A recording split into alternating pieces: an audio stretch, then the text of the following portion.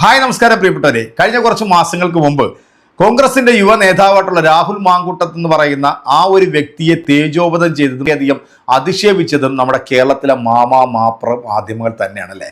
അപ്പൊ ചില സ്ത്രീകൾ വന്നിട്ട് രാഹുൽ മാങ്കൂട്ടത്തിനെതിരെ ചില ആരോപണങ്ങൾ നടത്തി. അതിൽ ഏറ്റവും പ്രധാനപ്പെട്ട ഒരു സാധനമാണ് നമ്മുടെ യുവ നടി.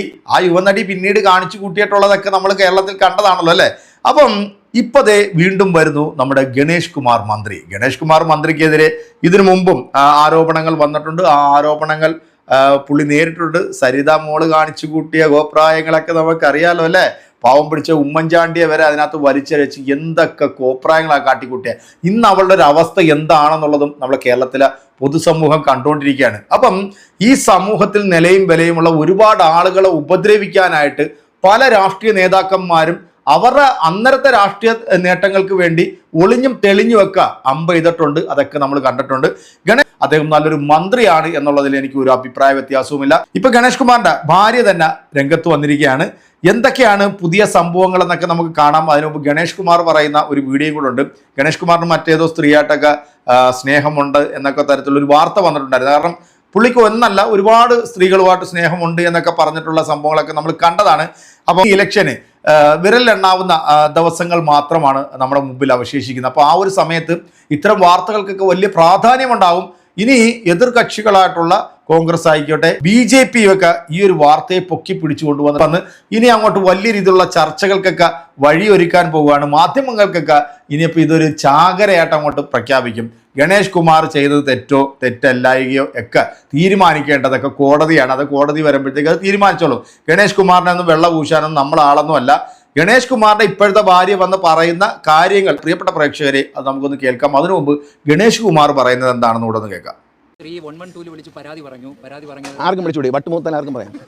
ഞാൻ വിളിക്കട്ടെ 112ലേക്ക്. അതങ്ങ് തള്ളിക്കളയാണ്. അതിനകത്ത് ആരോപണമാണെങ്കിലും ശരിയാണെങ്കിലും തള്ളിക്കളയുന്നു. എൻ്റെ വ്യക്തിപരമായ കാര്യങ്ങളിൽ ആരും ഇടപെടേണ്ട. ഞാനൊരു നല്ല പൊതുപ്രവർത്തകനാണോ? ഞാനൊരു നല്ല MLA ആണോ? ഞാൻ പാവങ്ങളോടൊപ്പം നിൽക്കുന്നുണ്ടോ? ഞാൻ അഴിമതി നടത്തുന്നുണ്ടോ? ഞാൻ വർഗീയത പ്രചരിപ്പിക്കുന്നു? ഇതൊന്നും ഇല്ലാത്ത ഒരാളാണ് ഞാൻ. എൻ്റെ ജീവിതം ഒരു തുറന്ന പുസ്തകമാണ്. നിങ്ങൾക്ക് എല്ലാവർക്കും അറിയാം. നിങ്ങൾ എന്നോട് ചോദിച്ചാൽ പ്രണയങ്ങളെക്കുറിച്ച് വിശദമായിട്ട് പിന്നെ പറഞ്ഞു. ഞാൻ ഭൂരിപക്ഷം കൂടും. ഇതെനിക്ക് ഭൂരിപക്ഷം കൂടുതലുണ്ടാക്കി തരും. കാരണം വെച്ചാൽ ഇവനെ ഇനിയും തുടങ്ങിയോ, പഴയതുപോലെ ഇലക്ഷൻ എടുത്തപ്പോൾ ഇവനെതിരെ ഇനിയും തുടങ്ങിയോ എന്നുള്ള ചിന്ത ജനങ്ങളുടെ മനസ്സിലുണ്ടാവും. ഇതെനിക്ക് ഈ നിൽക്കുന്ന സഹോദരിമാർ എനിക്ക് കൂടുതൽ വോട്ട് ചെയ്യും. ഞാൻ ഉറപ്പിച്ച് പറയാം. അവർ പറയട്ടെ, അവർ ചോദിച്ചു നോക്ക്. അവരെനിക്ക് വോട്ട് ചെയ്യും. പാവങ്ങളാണ്, ഞാൻ ജയിക്കും. വൻ ഭൂരിപക്ഷം ജയിക്കും. ഈ സഹോദരിമാരോട് ഉള്ളിടത്തോളം ഞാൻ എന്നെ തോപ്പിക്കാൻ നോക്കില്ല. അത് കൈവച്ചിരുന്നാൽ മതി. അതിന് അവരെ വെറുപ്പിക്കാമെന്ന് പറഞ്ഞാൽ ഇത്തരം കഥ ഇറക്കുന്നെങ്കിൽ കൈവച്ചിരുന്നാൽ മതി. എനിക്കതിലൊന്നും ഒരു ഭയമില്ല. പിന്നെ വ്യക്തിപരമായ കാര്യം, വീട്ടിനകത്തുള്ള കാര്യം മാധ്യമങ്ങളോട് പറയേണ്ടതില്ല എന്ന് ഞാൻ കരുതി. പക്ഷേ നിങ്ങളുടെ എനിക്ക് ഒളിച്ചു വയ്ക്കാനൊന്നുമില്ല. കേരളത്തിലെ ജനതയോട് ഒളിച്ചു വയ്ക്കാനൊന്നുമില്ല. പ്രണയം ഒരു കുറ്റമല്ല. നിങ്ങളിൽ എല്ലാവർക്കും പ്രണയമുണ്ട്. എന്നെ കേൾക്കുന്നവർക്കുണ്ട്. ചിലർ ഒളിച്ചു വയ്ക്കുന്നു, പരസ്യമായി പറയുന്നു. അത് സോഷ്യൽ മീഡിയയിൽ ഞാൻ മമ്മൂട്ടിയെ വിട്ടോ, മോഹൻലാലിനെ വിട്ടോ, മഹാത്മാഗാന്ധി വിടുന്നില്ല. പിന്നെ അന്ന് പാവപ്പെട്ട എന്നെ മഹാത്മാഗാന്ധി വിടുന്നില്ല, പാവപ്പെട്ട എന്നെ വിടുവോ? അങ്ങനെയൊക്കെ പറഞ്ഞാൽ ജവഹർലാൽ നെഹ്റുവിനെ പിടിച്ചുകൂടെയും. ഇന്ത്യയിൽ ഏറ്റവും കൂടുതൽ പ്രണയം ഉണ്ടായിരുന്ന, ഏറ്റവും നല്ല പ്രണയം ഉണ്ടായിരുന്ന, അത് ആസ്വദിച്ച ഒരു മഹാനായ നേതാവാണ് ജവഹർലാൽ നെഹ്റു. മാധവിക്കുട്ടി, നമ്മുടെ ഇദ്ദേഹം പുനത്തിൽ കുഞ്ഞബ്ദുള്ള, MD വാസു എന്നിവർ ഇവരെല്ലാം പ്രണയത്തെക്കുറിച്ച് പറയുകയും അതിനെപ്പറ്റി ആസ്വദിക്കുകയും ചെയ്തവരാണ്. നിങ്ങൾ പലരും ആസ്വദിക്കുന്നില്ലേ? എന്തിനാ ഈ മനസ്സിലാകുന്നില്ല? ഒരാളെ വ്യക്തിപരമായ കാര്യവും രാഷ്ട്രീയം തമ്മിൽ എന്ത് ബന്ധം? ഒരാൾ മദ്യപിക്കുന്നു, രാഷ്ട്രീയ അയാളുടെ സൗകര്യമില്ലയോ? അത് പിന്നെ മറ്റേ ആളെക്കുറിച്ച് പറഞ്ഞ കാര്യം എൻ്റെ അടുത്ത് മറ്റേ IVF നടത്തുന്ന കടകളിലെ പാലക്കാട് ഭാഗത്തുള്ള എല്ലാ IVF നടത്തുന്ന സ്ഥാപനങ്ങളും അടച്ചു. കാരണം ഇദ്ദേഹം വന്നോടി പിന്നെ ഇദ്ദേഹം നോക്കിക്കോളും. ഈ അബോർഷൻ നടത്തുന്ന സ്ഥാപനങ്ങളും അടച്ചു. അയാളാണോ എന്നെക്കുറിച്ച് അഭിപ്രായം പറയുന്നത്? രണ്ടും അടച്ചു. സത്യമല്ലേ? ഡോക്ടർമാർക്ക് പണിയില്ലാതായി.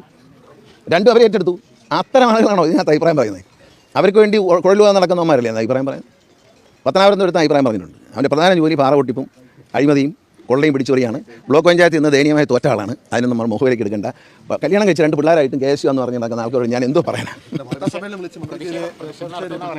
പിന്നെന്താ?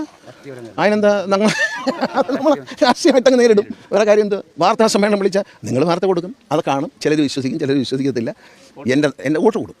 നിങ്ങൾക്കൊരു സംശയം വേണ്ട. പത്തനാപുരത്തുകാർക്ക് എന്നെ അറിയാം. 25 കൊല്ലമായിട്ട് എന്നെ അറിയാം. എൻ്റെ എക്സ്റേ വരെ അവർക്കറിയാം. ഞാൻ എന്ത് ചെയ്യും, ഞാൻ ഇവരോടൊക്കെ എത്ര സ്നേഹത്തോടെയാണ് പെരുമാറുന്നത് അവരോട് ചോദിക്കും. ഞാനങ്ങ് പോയി കഴിഞ്ഞാൽ അവരോട് ചോദിക്കും ഞാൻ എത്ര സ്നേഹത്തോടെ പെരുമാറും. അവരെ ഓരോരുത്തരുടെയും വ്യക്തിപരമായ കാര്യങ്ങൾ ഇടപെടുന്നവനാണ്. ഇന്ന് ഈ നിൽക്കുന്ന ഈ നഗറിൽ കാണുന്ന എല്ലാ ഐശ്വര്യവും ഞാൻ കൊണ്ടുവന്ന എൻ്റെ പാർട്ടിക്കാരാണ് ഈ നിൽക്കുന്ന മെമ്പർ. ഇയാളെ ഇവിടെ നിന്ന് ജയിപ്പിച്ച് ഈ നഗറിൽ കാണുന്ന ഏത് റോഡ്, എല്ലാ റോഡും ക്ലിയറാണ്. ഒന്ന് ഓടിച്ച് നോക്കി, വണ്ടിയൊന്ന് ഓടിച്ച് നോക്കി, എല്ലാ റോഡും ക്ലിയറാണ്. എല്ലാ വീട്ടിലും കുടിക്കാൻ വെള്ളമുണ്ട്. ഇതൊരു നഗരമാണ്, ഒരു SC നഗരമാണ്. ഈ നഗറിൽ താമസിക്കുന്ന പാവപ്പെട്ടവരുടെ എല്ലാവരുടെയും വീട്ടിൽ കുടിക്കാൻ വെള്ളമുണ്ട്, ശുദ്ധീകരിച്ച വെള്ളം. അതാണ് ഗണേഷ് കുമാർ, അല്ലെ മറ്റതല്ല ഗണേഷ് കുമാർ. അവർ സൂചിക്കട്ടെ, ആസ്വദിക്കട്ടെ. നീ ഇത് തന്നെ ഒരു സുഖമല്ലേ, ഇത് വായിക്കുന്ന ഒരു സുഖമാണ്, മനസ്സിലായില്ലേ? ഈ സിനിമ നിൽക്കുന്ന കാലത്ത് ഇങ്ങനെ സംഭവമുണ്ട്. ഇപ്പോൾ ഗണേഷ് കുമാറും വേറൊരു നടിയുമായിട്ട് പ്രണയമാണെന്ന് പറഞ്ഞാൽ ആ നടിയെ അറിയാം, ഗണേഷ് കുമാറിനെ അറിയാം. അപ്പോൾ ഇമാജിൻ ചെയ്യും, കൊള്ളാലോ, എളുപ്പമുണ്ട്. ഞാനും സുമതിക്കുട്ടി അമ്മയും തമ്മിൽ പ്രണയത്തിലാണെന്ന് പറഞ്ഞാൽ സുമതിക്കുട്ടി അമ്മ ആർക്കും അറിയത്തില്ല, എന്നെ മാത്രമേ അറിയത്തുള്ളൂ. രണ്ടുപേരെയും അറിയാവുന്നവരാണെങ്കിൽ നല്ല രീതിയിൽ ആസ്വദിക്കാം. ഇതൊരു രോഗമാണ്. ഇത് നമ്മൾ മലയാളിക്ക് ഈ ഒരു പീപ്പിംഗ് ടെൻഡൻസി എന്നൊരു സ്വഭാവം ചില ആൾക്കാർക്കുണ്ട്. ഭൂരിപക്ഷത്തിനില്ല, കുറേ ആൾക്കാർക്കുണ്ട്. അതിൻ്റെ ഭാഗമാണ് അവർ പീപ്പിയിട്ട് ഒളിഞ്ഞു നോക്കിയാൽ പലതും കാണാം എന്നൊരു ചൊല്ലുണ്ട്.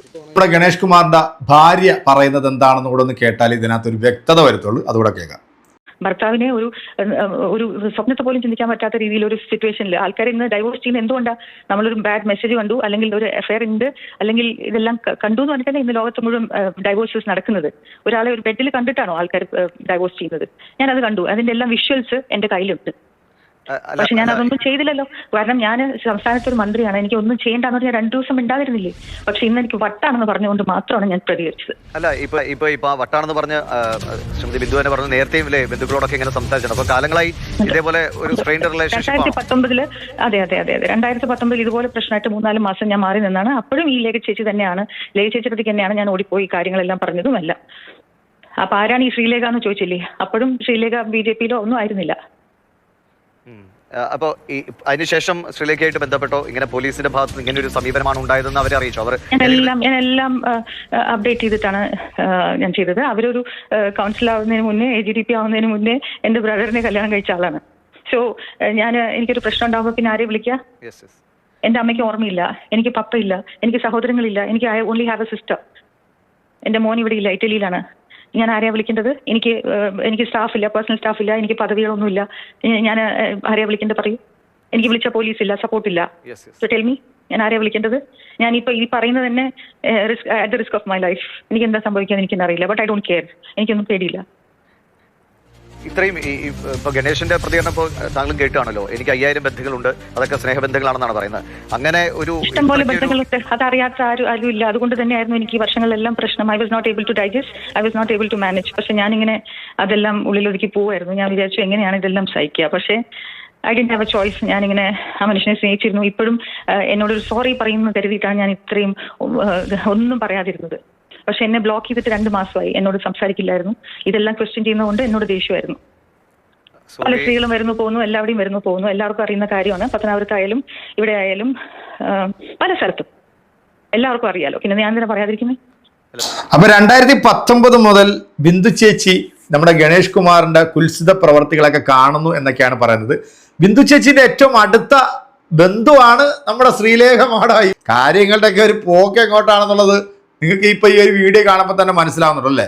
ഗണേഷ് കുമാറിന്റെ ലൈഫിൽ അദ്ദേഹത്തിന് എന്തെങ്കിലുമൊക്കെ ബാഡ് ഹാബിറ്റുകൾ ഉണ്ടെന്നുണ്ടെങ്കിൽ അത് അദ്ദേഹത്തിന്റെ വ്യക്തിപരമായിട്ടുള്ള വ്യക്തി ജീവിതമാണ്. പക്ഷെ ഒരു പൊതുപ്രവർത്തകൻ കാണിക്കാൻ പാടില്ലാത്ത സംഭവങ്ങളാണ് എന്ന് നമുക്ക് പറയാം. പക്ഷേ അദ്ദേഹത്തിന്റെ പൊതുപ്രവർത്തനത്തിൽ അദ്ദേഹം ചെയ്തിട്ടുള്ള, അദ്ദേഹം ഇപ്പം മന്ത്രിയായിട്ടിരിക്കുന്ന സമയത്തോളം കേരളത്തിന്റെ വികസനത്തിൽ അദ്ദേഹം എന്തൊക്കെയാണ് ചെയ്യുന്നത്, അല്ലെങ്കിൽ കേരളത്തിലെ പൊതുസമൂഹത്തോട് അദ്ദേഹം ഇത്തരത്തിലുള്ള കാര്യങ്ങൾ ചെയ്യുന്നുണ്ടോ? രാഹുൽ മാങ്കൂട്ടത്തിന് ഇത്രയധികം എടുത്തിട്ട് വേട്ടയാടിയ ആൾക്കാരൊക്കെ ഇപ്പോൾ എവിടെ പോയി? ആരെങ്കിലും കാണുന്നുണ്ടോ? അദ്ദേഹത്തിന്റെ രാഷ്ട്രീയ ഭാവി ഇല്ലാതാക്കാൻ വേണ്ടി ശ്രമിച്ചത് ആ പാർട്ടിയിൽ നിന്നുള്ള ആൾക്കാർ തന്നെയല്ലേ? മുകേഷിനെ കുറിച്ചിട്ട് വാർത്തകൾ വന്നിട്ടില്ല. അങ്ങനെ രാഷ്ട്രീയത്തിലെ പല ആളുകളെയും കുറിച്ചിട്ട് വന്നിട്ട് ഇപ്പൊ ഈ ഇലക്ഷൻ അടുത്ത് നിൽക്കുന്ന സമയത്തും ശ്രീലേഖ മാഡത്തിന്റെ ബന്ധു കൂടിയായിട്ടുള്ള നമ്മുടെ ചേച്ചി ശ്രീലേഖ മാഡത്തിനോടാണ് ഇതൊക്കെ പറഞ്ഞിരിക്കുന്നത്. കാരണം പോലീസ് പോലും കേസെടുക്കാൻ തയ്യാറാകുന്നില്ല എന്നാണ് പറഞ്ഞിരുന്നത്. ഇനി ഗണേഷ് കുമാറിനെതിരെ ഈ പറയപ്പെടുന്ന ഏതെങ്കിലും ഒരു സ്ത്രീ, അല്ലെങ്കിൽ ഗണേഷ് കുമാറിലാൽ ഇനിയിപ്പോൾ ആരെങ്കിലും പീഡിപ്പിക്കപ്പെട്ടിട്ടുണ്ടോ അല്ലെങ്കിൽ അങ്ങനെ എന്തെങ്കിലും ഉണ്ടോ എന്ന് പറഞ്ഞുകൊണ്ട് ആരെങ്കിലും വരികയാണെങ്കിൽ സത്യത്തിന്റെ കൂടെ, നീതിയുടെ കൂടെ മാത്രം നമ്മുടെ ഇവിടുത്തെ പൊതുസമൂഹം നിൽക്കാവുള്ളൂ. കാരണം ഇതൊക്കെ ഒരു ഇലക്ഷൻ സ്റ്റണ്ടാണ്. ഇലക്ഷൻ അടുത്തപ്പോഴത്തേക്ക് ഇത്തരത്തിലുള്ള പ്രവർത്തികളായിട്ടൊക്കെ വരുന്നത് ഈ വെറും എന്താ പറയുക 4ാംകട പരിപാടിയായിട്ടാണ് സത്യത്തിൽ എനിക്ക് പേഴ്സണലായിട്ട് തോന്നുന്നത്. നിങ്ങൾക്ക് നിങ്ങളുടെ അഭിപ്രായങ്ങൾ പറയാനായിട്ടുള്ള സ്വാതന്ത്ര്യവും അവകാശങ്ങളും നമ്മുടെ നാട്ടിലുണ്ട്, നിങ്ങൾക്ക് പറയാം. ഞാൻ ഗണേഷ് കുമാറിനെ വെളുപ്പിക്കാനോ പിടിക്കാനോ ഒന്നുമല്ല വന്നത്. പക്ഷേ ഇവിടെ പല പുരുഷന്മാരും പല സ്ത്രീകളാൽ പീഡിപ്പിക്കപ്പെടുകയും ഇല്ലാ കഥകൾ പറഞ്ഞുകൊണ്ട് ഒരുപാട് ആളുകൾ ഇന്നും അകത്ത് കിടക്കുന്ന കാഴ്ചകൾ നമ്മൾ ഇന്നും കാണുന്നുണ്ട്. അപ്പം പവർഫുൾ ആയിട്ട് നിൽക്കുന്ന ആൾക്കാരെ കുറിച്ച് പറയുമ്പോൾ അത് നേരിടാനും അത് ചങ്കൂറ്റത്തോടുകൂടി മുന്നോട്ട് വരാനും തയ്യാറുള്ള ആണുങ്ങൾ അവിടെ വിജയിക്കും, അവിടെ പരാജയപ്പെട്ടു പോകും. നമുക്ക് കാത്തിരുന്ന് തന്നെ കാണാം. ഇനി ചാനലുകളിൽ വരുന്ന ചർച്ചകളും എന്തൊക്കെയാണെന്നുള്ളത് കാത്തിരുന്ന് തന്നെ കാണാം. നിങ്ങളുടെ അഭിപ്രായങ്ങൾ അറിയിക്കുക. അടുത്തൊരു വീഡിയോ കാണാം. അതൊരു എല്ലാവർക്കും ബൈ.